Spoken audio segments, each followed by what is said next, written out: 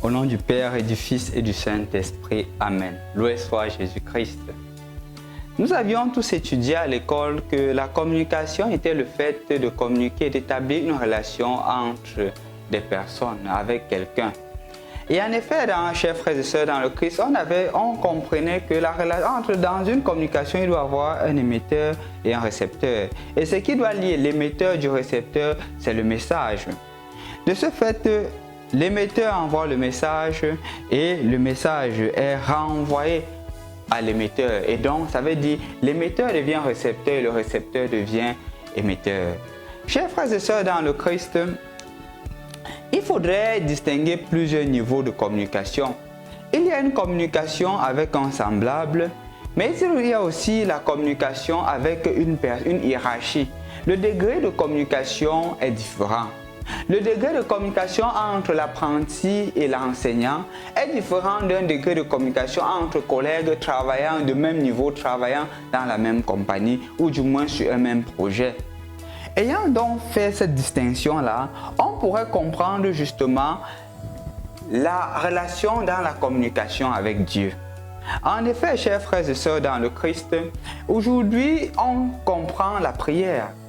Le Seigneur nous invite à comprendre la prière. C'est pour cela que le thème qu'on pourrait retenir aujourd'hui, en ce mardi de la première semaine du temps de Carême, c'est justement le pouvoir de la prière.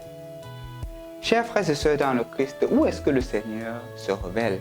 Où est-ce que le Seigneur devient émetteur? Il devient émetteur dans sa parole. Il devient émetteur dans la parole qu'il te donne chaque jour. Il devient émetteur dans la Bible que tu médites.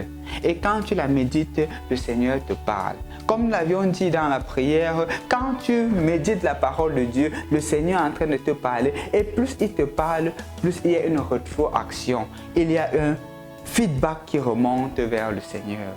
En effet, chers frères et sœurs dans le Christ, je voudrais ici vous inviter à redécouvrir le pouvoir de la prière. La prière qui ne doit pas être quelque chose qu'on doit prendre à la légère, mais la prière qui est justement la communication avec Dieu. Une communication dans laquelle celui qui se laisse conduire, celui qui se laisse transformer, porte du fruit. Comme il le dit aujourd'hui dans la première lecture, de même que la pluie qui descend ne remonte pas sans avoir porté du fruit, de même celui qui écoute ma parole ne restera pas indifférent.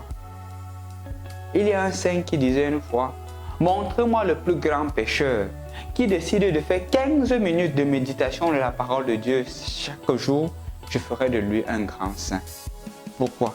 Parce que quand on écoute la parole de Dieu, quand on se laisse transformer par elle, on porte du fruit. Mon frère, ma soeur, tu peux regarder dans ton expérience. Il y a eu des moments où tu as écouté la parole de Dieu, tu as dit, je ne fais plus ceci. Il y a eu des moments dans ta vie où tu voulais prendre quelque chose. C'est comme si la parole du Seigneur venait à pic dans ta tête pour te dire que ne fais pas ceci et tu t'es abstenu de le faire. Parce que la parole de Dieu a un pouvoir. Non seulement un pouvoir dans la capacité de t'abstiendre à faire le mal, mais dans la capacité de te transformer.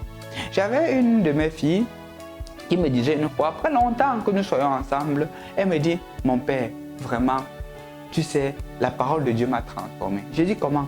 Elle me dit que mon père, avant, je ne pouvais pas écouter les gens. Quand je donnais mon point de vue, si c'est que tu n'es pas d'accord, je m'écarte de toi. Avant, mon père, si on préparait ce que je n'aime pas, je ne mangeais pas.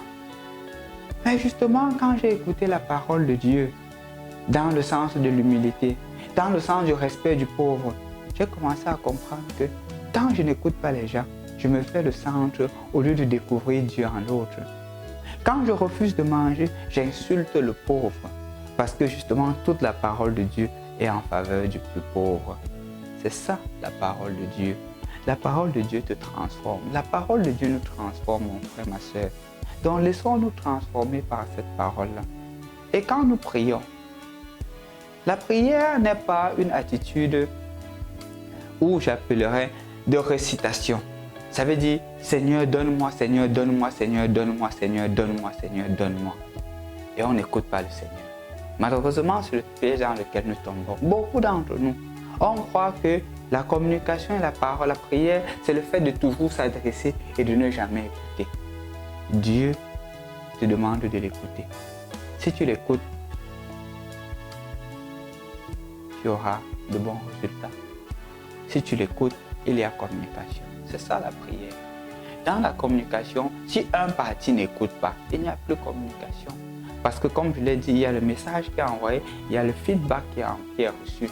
Ça veut dire que si je suis en communication avec Dieu, je lui adresse une parole et j'attends sa réponse.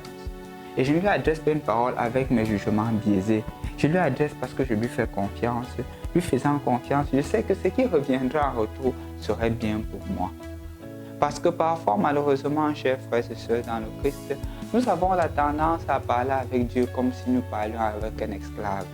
Nous disons, Seigneur, donne-moi, donne-moi, donne-moi. Ou on pense que ce sont des rites magiques qui nous feront être exaucés. Non, ne soyons pas comme ces pharisiens qui pensent qu'à force de paroles, ils se feront exaucer.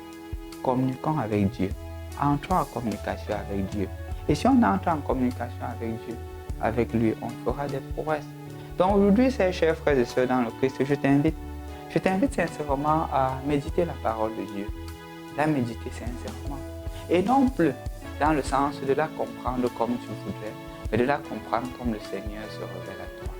Parce que le danger et la tentation, c'est de résumer l'homme à mes dieux, à mes émotions. Dieu va au-delà de tes émotions. Au nom du Père et du Fils et du Saint-Esprit. Amen.